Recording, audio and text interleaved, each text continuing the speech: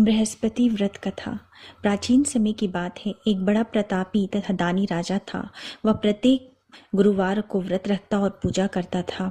यह उसकी रानी को अच्छा नहीं लगता था। न ही वो व्रत रखती और न ही किसी को एक पैसा दान देती। राजा को भी ऐसा करने से मना करती थी। एक समय की बात है कि राजा शिकार खेलने के लिए वन में चले गए। घर पर रानी और दासी अकेली थी। उस समय गुरु बृहस्पति साधु का रूप धारण कर राजा के दरवाजे पे भिक्षा मांगने आए। साधु ने रानी से भिक्षा मांगी तो वह कहने लगी, हे साधु महाराज, मैं इस दान और पुण्य से तंग आ चुकी हूँ। आप कोई ऐसा उपाय बताइए जिससे ये सारा धन नष्ट हो जाए और मैं आराम से रह सकूं। साधु रूपी बृहस्पति देव ने कहा, हे देवी, तुम बड़ी विचित्र हो। संतान और धन के लिए भी कोई दुखी होता है। अगर तुम्हारे पास धन अधिक है तो उसे शुभ कार्यों में लगाओ जिससे तुम्हारे दोनों लोग सुधरे। परंतु साधु की यह बात रानी को खुश नहीं कर पाई। उसने कहा, मुझे ऐसे धन की आवश्यकता नहीं जिसे मैं दान दे सकूं, जिसको संभालने में मेरा सारा समय नष्ट हो जाए। साधु ने कहा, यदि तुम्हारी यही इच्छा है तो जैसा मैं कहता हूँ वैसा करना। बृहस्पति के दिन तुम घर को गोबर से लिपना, अपने केशों को पीली मिट्टी से धोना, केशों को धोते समय स्नान करना, राजा से भी हजामत बनाने को कहना, भोजन में मांस मदिरा खाना, कपड़ा धोबी को धुलने के लिए देना। इस प्रकार 7 बृहस्पतिवार करने से तुम्हारा समस्त धन नष्ट हो जाएगा। इतना कहकर साधु बने बृहस्पति देव अंतर्ध्यान हो गए। साधु के कहे अनुसार करते हुए अभी रानी को 3 ही बृहस्पतिवार बीते थे कि उसकी समस्त संपत्ति नष्ट हो गई। भोजन के लिए परिवार तरसने लगा। एक दिन राजा रानी से बोले, हे रानी, तुम यहीं रहो, मैं दूसरे देश को जाता हूँ, क्योंकि यहाँ मुझे सभी जानते हैं, इसलिए मैं कोई छोटा काम नहीं कर सकता। ऐसा कहकर राजा परदेश चला गया। वहां वह जंगल से लकड़ी काट कर लाता और शहर में बेचता। इस तरह वह अपना जीवन व्यतीत करने लगा। इधर राजा के बिना रानी और दासी दुखी रहने लगी। एक समय जब रानी और दासी को 7 दिनों तक बिना भोजन के रहना पड़ा, तब रानी ने अपनी दासी से कहा, हे दासी, पास ही के नगर में मेरी बहन रहती है, वह बड़ी धनवान है, तो उसके पास जा और कुछ खाने को ले आ, जिससे हमारा थोड़े दिन तक गुजर बसर हो सके। दासी रानी के बहन के पास गई। उस दिन बृहस्पतिवार था। रानी की बहन उस समय बृहस्पतिवार की कथा सुन रही थी। दासी ने रानी की बहन को अपनी रानी का संदेश दिया, लेकिन रानी की बहन ने उससे कोई उत्तर नहीं दिया। जब रानी की बहन से कोई उत्तर नहीं मिला तो वह बहुत दुखी हुई। उसे क्रोध भी आया। दासी ने वापस आकर रानी को सारी बात सुना डाली। सुनकर रानी ने अपने भाग्य को कोसा। उधर रानी की बहन ने सोचा कि मेरी बहन की दासी आई थी, परंतु मैं उसे कोई उत्तर नहीं दे पाई, उससे वह बहुत दुखी हुई होगी। कथा सुनकर और पूजा समाप्त कर वह अपनी बहन के घर गई और कहने लगी, हे बहन, मैं बृहस्पतिवार का व्रत कर रही थी। तुम्हारी दासी गई थी, परंतु जब तक कथा सुनते हैं तब तक न उठते हैं और न ही बोलते हैं, इसलिए मैं नहीं बोली। कहो दासी क्यों गई थी? रानी बोली, बहन, हमारे घर अनाज नहीं था। ऐसा कहते कहते रानी की आंखें भर आई। उसने दासी समेत भूखे रहने की बात भी अपनी बहन को विस्तार पूर्वक कह सुनाई। रानी की बहन बोली, बहन देखो, बृहस्पति देव भगवान सबकी मनोकामना पूर्ण करते हैं। देखो, शायद तुम्हारे घर में अनाज रखा हो। यह सुनकर दासी घर के अंदर गई तो वहां उसे एक घड़ा अनाज से भरा हुआ मिला।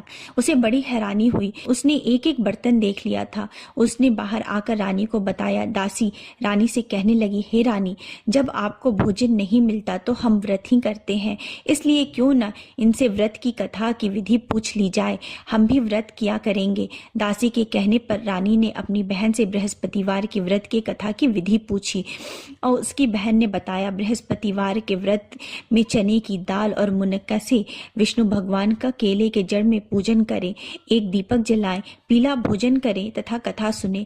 इससे गुरु भगवान प्रसन्न होते हैं, मनोकामना पूर्ण करते हैं। व्रत और पूजन की विधि बताकर रानी की बहन अपने घर को लौट आई। रानी और दासी दोनों ने निश्चय किया कि बृहस्पति देव भगवान का पूजन जरूर करेंगे।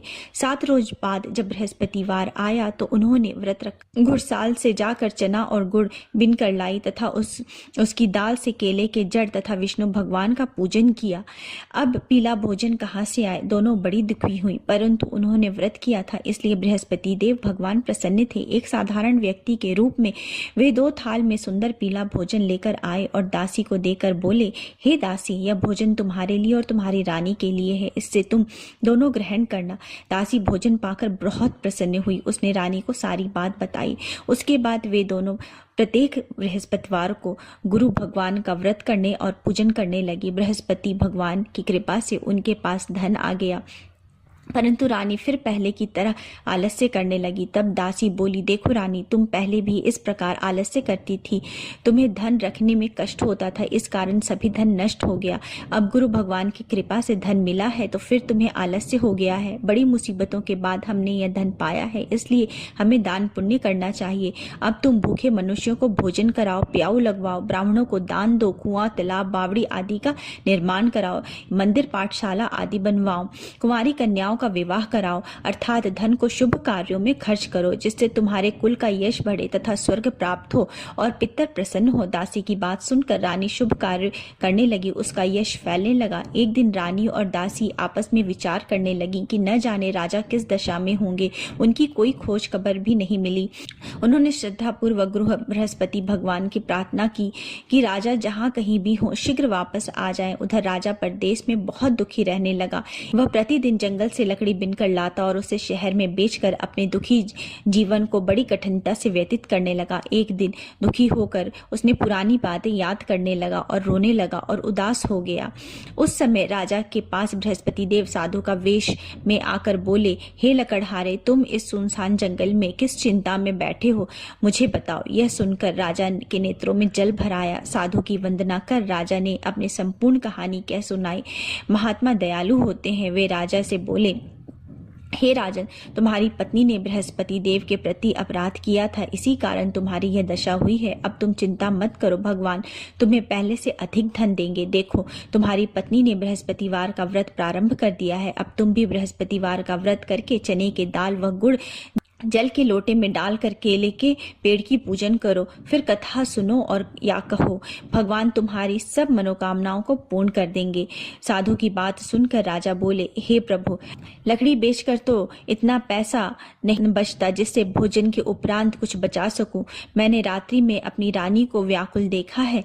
मेरे पास कोई साधन नहीं है जिससे उसका समाचार पा सकूं। फिर मैं कौन सी कहानी कहूं, यह भी मुझको मालूम नहीं। साधु ने कहा, हे राजन, मन में बृहस्पति भगवान के पूजन व्रत का निश्चय करो, वे स्वयं तुम्हारे लिए कोई राह बना देंगे। बृहस्पतिवार के दिन तुम रोजाना की तरह लकड़ियां लेकर शहर जाना। तुम्हें रोज से दुगुना धन मिलेगा, जिससे तुम भली भांति भोजन कर लोगे तथा बृहस्पतिवार की पूजा का सामान भी ला सकोगे। जो तुमने बृहस्पतिवार की कहानी के बारे में पूछा है वह इस प्रकार है। बृहस्पति देव की व्रत कथा। प्राचीन काल में एक बहुत ही निर्धन ब्राह्मण था। उसकी कोई संतान नहीं थी। वह नित्य पूजा पाठ करता था। उसकी स्त्री न स्नान करती थी और न ही किसी देवता का पूजन करती थी। इस कारण ब्राह्मण देवता बहुत दुखी रहते थे। भगवान की कृपा से ब्राह्मण के यहाँ एक कन्या उत्पन्न हुई। कन्या बड़ी होने लगी। प्रातः स्नान करके वह भगवान विष्णु का जप करती थी। बृहस्पतिवार का व्रत भी करने लगी। पूजा पाठ समाप्त कर पाठशाला जाती और अपनी मुट्ठी में जौ भर के ले जाती थी और पाठशाला के मार्ग में डालती जाती। लौटते समय वही जौ स्वर्ण के हो जाते थे और उनको बीनकर वो घर ले आती। एक दिन वह बालिका सूप में सोने के जौ को फटक कर साफ कर रही थी। तभी उसकी माँ ने देख लिया और कहा कि हे बेटी, सोने के जौ को फटकने के लिए सोने का सूप होना चाहिए। दूसरे दिन गुरुवार था। कन्या ने व्रत रखा और बृहस्पति देव से सोने के सूप देने की प्रार्थना की। बृहस्पति देव ने उसकी प्रार्थना स्वीकार कर ली। रोजाना की तरह वह कन्या जौ फैलाती हुई पाठशाला चली गई। पाठशाला से लौटते वक्त जब वह जौ बिन रही थी तो बृहस्पति देव की कृपा से उसे सोने का सूप मिला। उसे वह घर ले आई और उससे जौ साफ करने लगी, परंतु उसकी माँ का वही ढंग रहा। एक दिन की बात है, कन्या सोने के सूप में जौ साफ कर रही थी। उस समय उस नगर का राजकुमार वहां से निकला। कन्या के रूप और कार्य को देखकर वह उस पर मोहित हो गया। राजमहल में आकर वह भोजन तथा जल त्याग कर उदास होकर लेट गया। राजा को जब राजकुमार द्वारा अन्न जल त्यागने का समाचार ज्ञात हुआ तो वे मंत्रियों के साथ अपने पुत्र के पास आ पहुंचे और कारण पूछने लगे। राजकुमार ने राजा को उस लड़की के घर का पता भी बता दिया। मंत्री उस लड़की के घर गए। मंत्री ने ब्राह्मण के समक्ष राजा की ओर से निवेदन किया। कुछ दिन बाद ब्राह्मण की कन्या का विवाह राजकुमार के साथ संपन्न हुआ। कन्या के घर से जाते ही ब्राह्मण के घर में पहले की भांति गरीबी का निवास हो गया। एक दिन दुखी होकर ब्राह्मण अपनी पुत्री से मिलने गए। बेटी ने पिता की अवस्था को देखा और अपनी माँ का हाल पूछा। ब्राह्मण ने सभी हाल विस्तार पूर्वक सुनाया। कन्या ने बहुत सा धन देकर अपने पिता को विदा कर दिया, लेकिन कुछ दिन के बाद वही हाल हो गया। ब्राह्मण फिर अपनी कन्या के यहाँ गए और सभी हाल अपनी पुत्री को कह सुनाया। पुत्री बोली, हे पिताजी, आप माताजी को यहाँ लिवा लाओ, मैं उन्हें वह विधि बता दूंगी जिससे गरीबी दूर हो जाएगी। ब्राह्मण देवता अपनी स्त्री को साथ लेकर अपनी पुत्री के पास राजमहल में पहुंचे तो पुत्री ने अपनी माँ को बहुत समझाया। वो बोली, हे माँ, तुम प्रातःकाल स्नान आदि करके विष्णु भगवान का पूजन करो तो सब दरिद्रता दूर हो जाएगी। परंतु उसकी माँ ने उसकी एक भी बात नहीं मानी। वह प्रातःकाल उठकर अपनी पुत्री की बची जूठन खा लेती थी। एक दिन उसकी पुत्री को बहुत गुस्सा आया। उसने अपनी माँ को एक कोठरी में बंद कर दिया। प्रातः उसे स्नान आदि करा के पूजा पाठ करवाया तो उससे उसकी माँ की बुद्धि ठीक हो गई। इसके बाद वह नियम से पूजा पाठ करने लगी और प्रत्येक बृहस्पतिवार को व्रत भी करने लगी। इस व्रत के प्रभाव से मृत्यु के बाद वह स्वर्ग को प्राप्त हुई। वह ब्राह्मण देवता भी सुखपूर्वक इस लोक का सुख भोग करके स्वर्ग को प्राप्त हुए। इस तरह कहानी कहकर साधु बने देवता वहां से लोप हो गए। धीरे धीरे समय व्यतीत होने पर फिर बृहस्पतिवार का दिन आया। राजा जंगल से लकड़ी काट कर शहर में बेचने गया।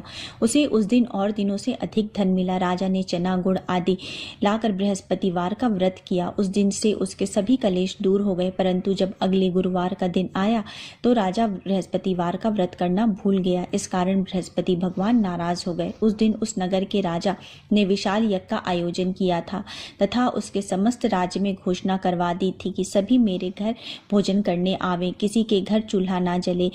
इस आज्ञा को जो न मानेगा उसको फांसी दे दी जाएगी। राजा की आज्ञा अनुसार राज्य के सभी लोग राजा के घर भोजन में सम्मिलित होने के लिए चले गए, लेकिन लकड़हारा कुछ देर से पहुंचा, इसलिए राजा उसको अपने साथ महल ले गए।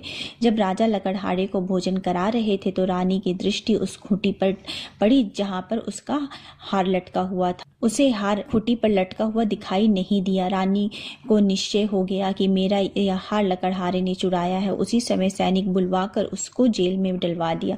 लकड़हारा जेल में विचार करने लगा कि न जाने कौन से पूर्व जन्म के कर्म से मुझे यह दुख प्राप्त हुआ है, और जंगल में मिले साधु को याद करने लगा। तत्काल बृहस्पति देव साधु के रूप में प्रकट हो गए और कहने लगे, अरे मूर्ख, तूने बृहस्पति देवता की कथा नहीं की, इसी कारण तुझे यह दुख प्राप्त हुआ है। अब चिंता मत कर, बृहस्पतिवार के दिन जेल खाने के दरवाजे पर तुझे 4 पैसे पड़े मिलेंगे। उससे तू बृहस्पतिवार की पूजा करना, तेरे सभी कष्ट दूर हो जाएंगे। अगले बृहस्पतिवार को उसे जेल के दरवाजे पर 4 पैसे पड़े मिले। राजा ने पूजा का सामान मंगवा कर कथा कही और प्रसाद बांटा।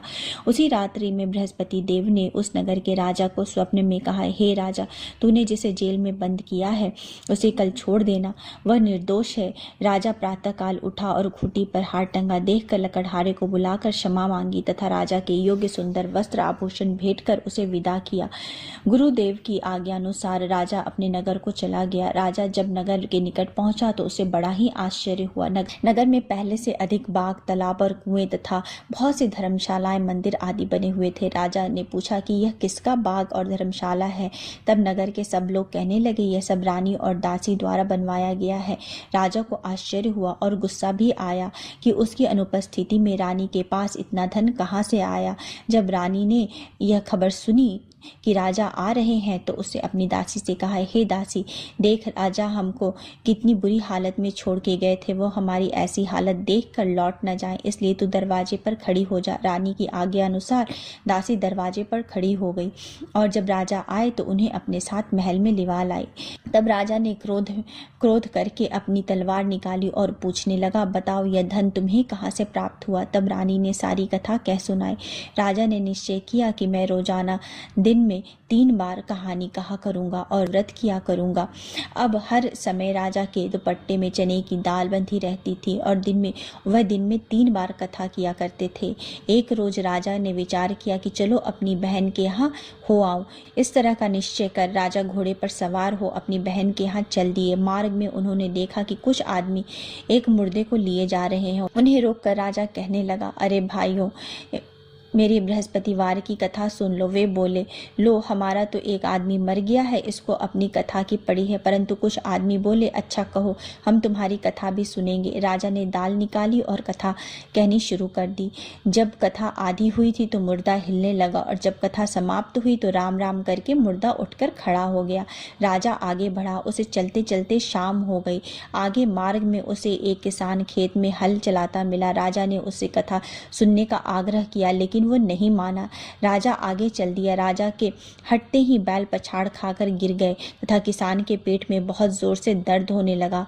उसी समय किसान की माँ रोटी लेकर आई। उसने यह सब देखा तो अपने पुत्र से सब हाल पूछा। बेटे ने सभी हाल कह बताया। बुढ़िया दौड़े दौड़े उस घुड़सवार के पास पहुंची और उससे बोली, मैं तेरी कथा सुनूंगी, तू अपनी कथा मेरे खेत में चलकर कहना। राजा ने लौटकर बुढ़िया के खेत में जाकर कथा कही, जिससे सुनते ही बैल खड़े हो गए तथा किसान के पेट का दर्द भी बंद हो गया। राजा अपनी बहन के घर पहुंचा। बहन ने भाई की खूब मेहमानदारी की। दूसरे रोज प्रातःकाल राजा जागा तो वह देखने लगा कि सब लोग भोजन कर रहे हैं। राजा ने अपनी बहन से जब पूछा, कोई ऐसा मनुष्य है जिसे भोजन नहीं किया हो तो मेरे बृहस्पति भगवान की कथा सुन ले। बहन बोली, हे भैया, यह देश ऐसा ही है, यहाँ सब लोग पहले भोजन करते हैं, बाद में कोई अन्य काम करते हैं। फिर वह एक कुम्हार के घर गई जिसका लड़का बीमार था। उससे मालूम हुआ कि उसके यहाँ 3 दिन से किसी ने भी भोजन नहीं किया है। रानी ने अपने भाई की कथा सुनने के लिए कुम्हार को कहा। वह तैयार हो गया। राजा ने जाकर बृहस्पतिवार की कथा कही, जिससे सुनकर उसका लड़का ठीक हो गया। अब तो राजा की प्रशंसा होने लगी। एक दिन राजा ने अपनी बहन से कहा, हे बहन, मैं अब अपने घर को जाऊंगा, तुम भी तैयार हो जाओ। राजा की बहन ने अपनी सास से अपने भाई के घर जाने की आज्ञा मांगी। सास बोली, हाँ चली जा, मगर अपने लड़के को मत ले जाना, क्योंकि तेरा भाई के कोई संतान नहीं है। बहन ने अपने भाई से कहा, हे भैया, मैं तो चलूंगी, परंतु बालक नहीं जाएगा। अपने बहन को भी छोड़कर दुखी मन से राजा अपने नगर को वापस लौट आया। राजा ने अपनी रानी से सारी कथा कह सुनाई। बिना भोजन किए वह शैया पर लेट गया। रानी बोली, हे प्रभु, बृहस्पति देव ने हमें सब कुछ दिया है, वे हमें संतान भी अवश्य देंगे।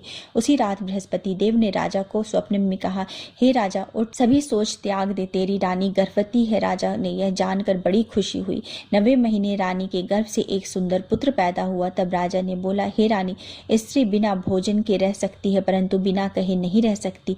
जब मेरी बहन आए तो तुम उससे कुछ मत कहना। रानी ने हाँ कर दी।